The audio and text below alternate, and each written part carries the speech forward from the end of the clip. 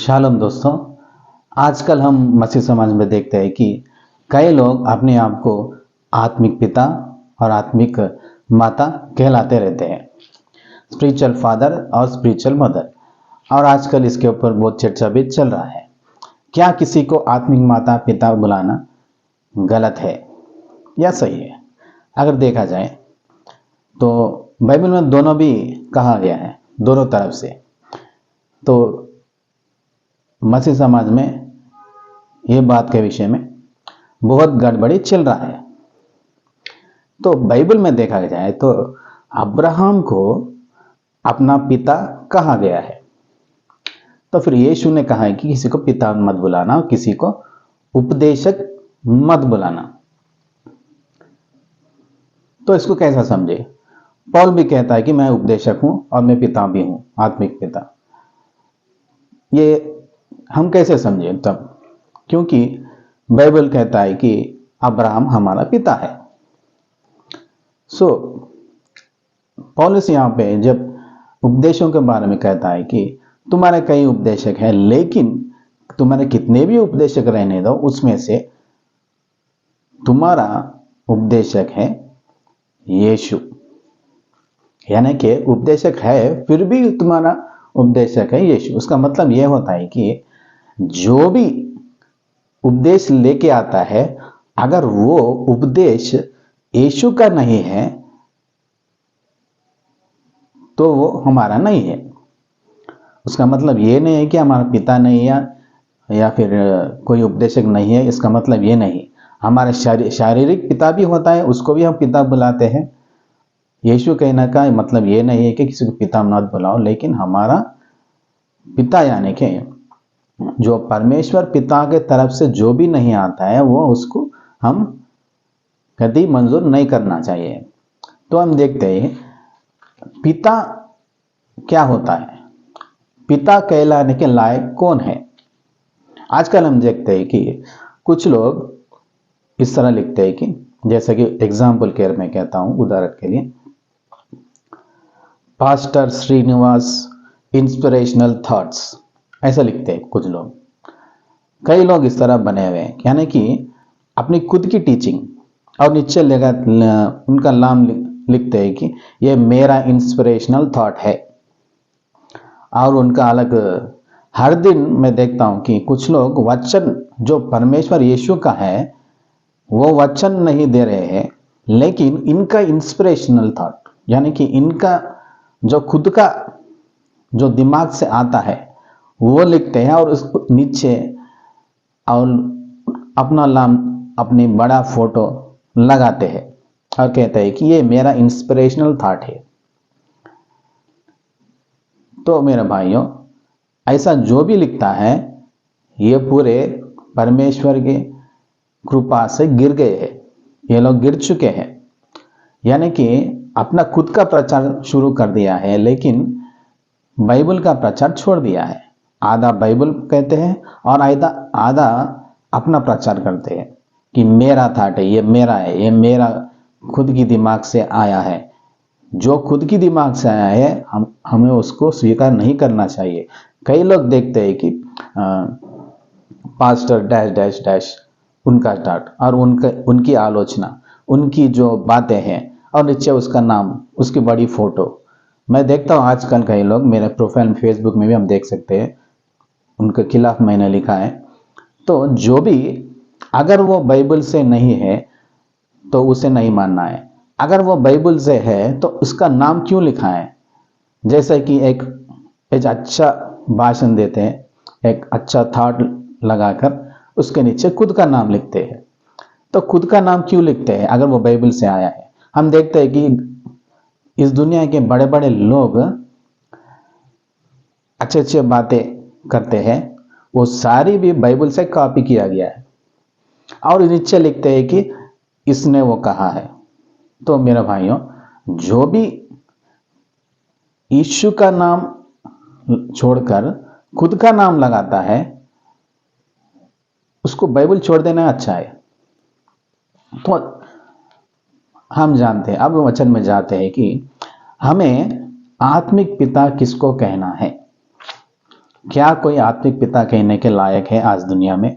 देखते हैं कि याकूब की पत्री अध्याय 2 15 और 16 वचन में इस तरह लिखा गया है, यदि कोई भाई या बहन नंगे उघाड़े हो और उन्हें प्रतिदिन भोजन की घटी हो और तुम में से कोई उनसे कहे, कुशल से जाओ, तुम गर्म रहो और तृप्त रहो, पर जो वस्तुएं देह के लिए आवश्यक है वह उन्हें ना दे, तो क्या लाभ है?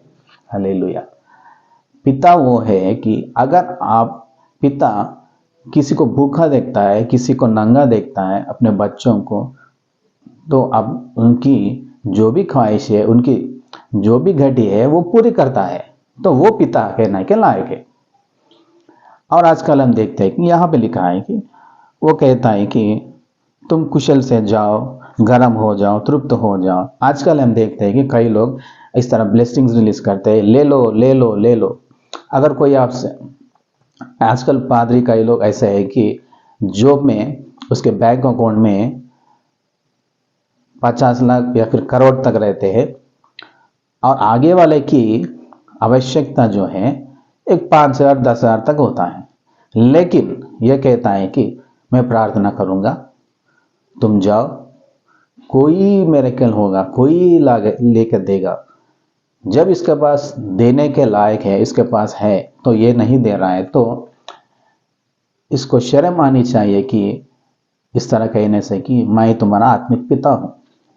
पिता कौन होता है? पिता वो होता है जो दूसरों की घटी को पूरी करता है, दूसरों की कमी को पूरी करता है।